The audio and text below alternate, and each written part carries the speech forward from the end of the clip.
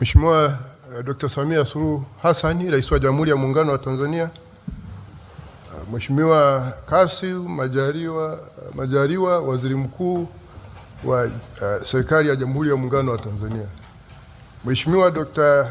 Tulia, Spika wa Bunge la Jamhuri ya Muungano wa Tanzania, Mheshimiwa Profesa Juma Ibrahimu, Jaji Mkuu mstaafu, na kaka yangu, mwalimu wangu, Mungu aendelee kukubariki sana. Mheshimiwa Jaji Abdalla, Jaji Mkuu wa Mahakama ya Zanzibar, Mahakama Kuu ya Zanzibar, Mheshimiwa Balozi Moses Kusiluka, Katibu Mkuu wa Rais na Katibu Mkuu Kiongozi,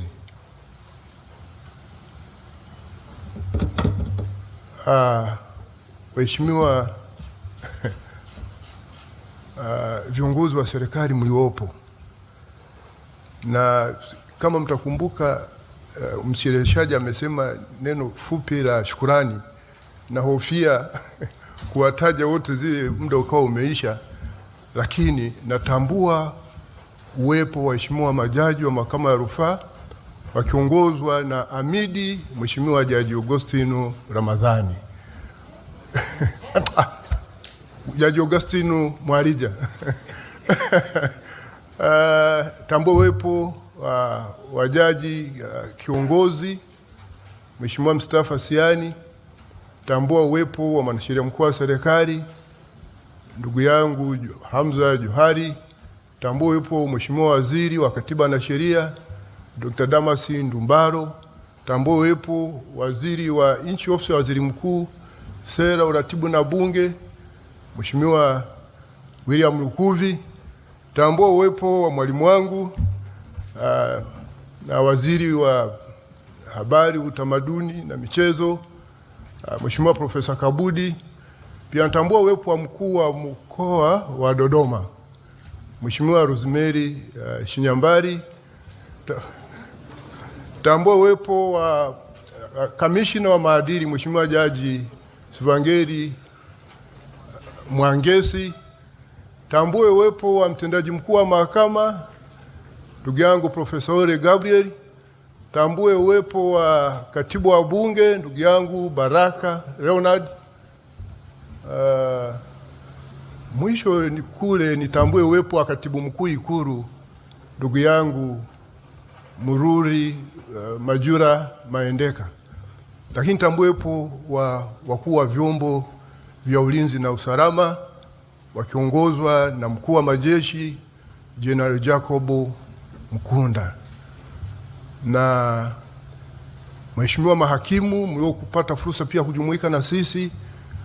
Natambua uwepo wa viongozi wa dini, sisi kuwepo kwenu ni faraja sana, na Mungu aendelee kuwabariki sana. Wengine wamesafiri kutoka mbali kuja kwa ajili ya tukio hili muhimu, kwa ajili ya kuendelea kutuombea kwa ajili ya amani na ustawi wa taifa hili. Lakini pia nitambue uwepo wa watumishi wote wa Ikulu ambao mimi nimepata kufanya kazi nao katika awamu mbili tofauti, na leo wako hapa. Pengine bila ushirikiano wao na mimi nisingepata fursa ya kusimama mbele yangu hapa.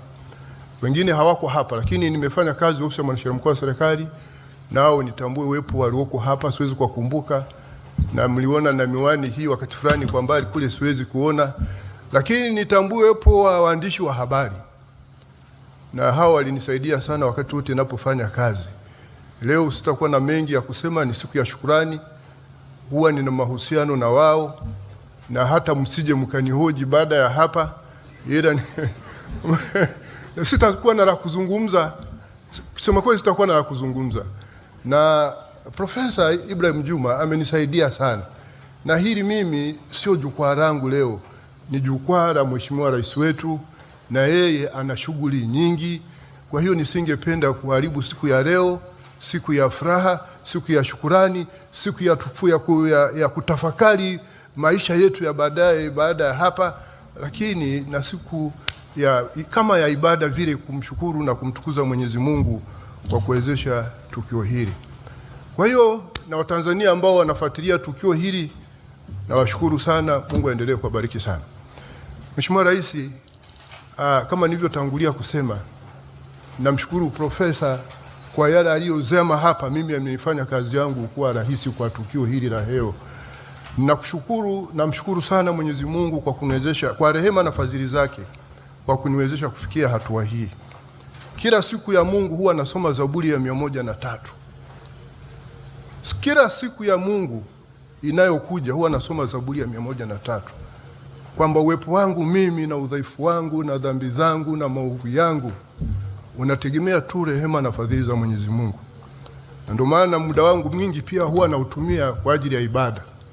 Na Mheshimiwa Rais, nilipokuja hapa, kitu cha kwanza uliniambia, Masaju, na kufahamu usiache kwenda kwenye ibada. Nilikuwa nenda kwenye ibada nikiwa na imani kubwa kwamba nina kibali cha Mheshimiwa Rais wetu.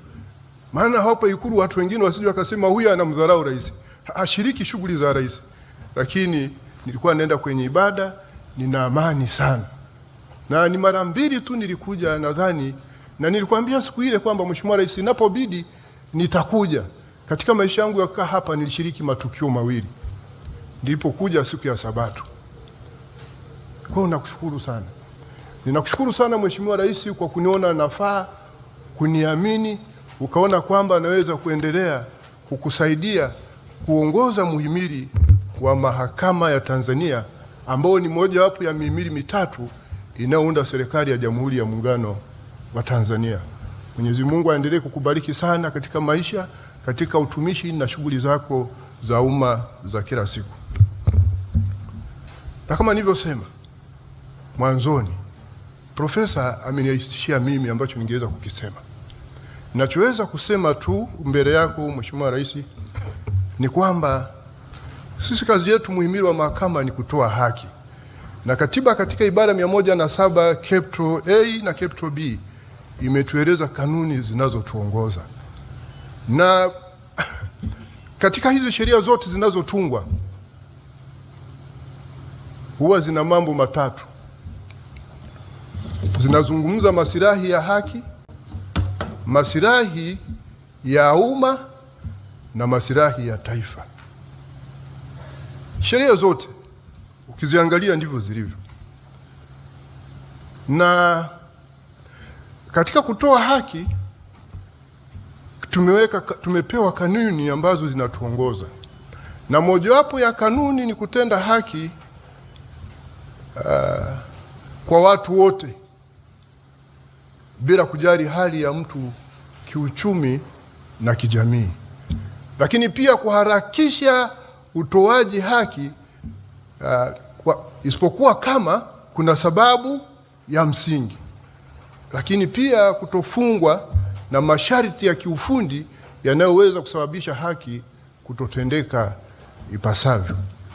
Kwa hiyo hili ni jambo ambalo sisi katika mahakama ya Tanzania tutaendelea kulisimamia. Ulipokuja kutuzundulia majengo yetu siku ile, nadhani kwa tarehe 4 au tarehe 5 mwezi wa 4, mimi nilikuwa umenituma kazi kule Ngorongoro. Nilikusikiliza kwenye YouTube kwa ratiba ile hotuba. Ulisema hivi, serikali imeimarisha miundombinu ya mahakama. Kuna vituo ama jengo haya haki jumuishi, vituo vya haki jumuishi. Na sasa Mheshimiwa Rais amesema imebaki 9 vya kukamilishwa. Mule huko kuna masijara, kuna vyumba chambers za majaji, wakati fulani wanaweza wakakaa 4 5. Nilichokuelewa mimi ni kwamba kana kwamba unatuelekeza au kutushauri tuangalie, na kwa sababu sisi moja ya kanuni zetu kule mahakama ni citizen centric service, yani kwa Kiswahili yani huduma zinavyolenga mwananchi wa kawaida. Kwa nitaenda kushauriana na wenzangu tuone namna gani tunaweza kutekeleza maelekezo haya ili kusogeza huduma zetu karibu na wananchi. Na hii ina faida kwa sababu hii moja ya njia ambayo inaweza kuharakisha utatuzi wa hii migogoro, yani watu kupata haki zao mapema. Na kuna masuala pia ya kiuchumi na Jaji Mkuu ameyazungumzia. Center kama ya Dar es Salaam ndio mji mkuu wa kibiashara ameongelea juu ya ustawi. Na sisi mahakama tuna mchango. Nitashauriana na wenzangu kuona namna gani tunaweza kuboresha hivi. Kwa mfano, tunaweza tukawa na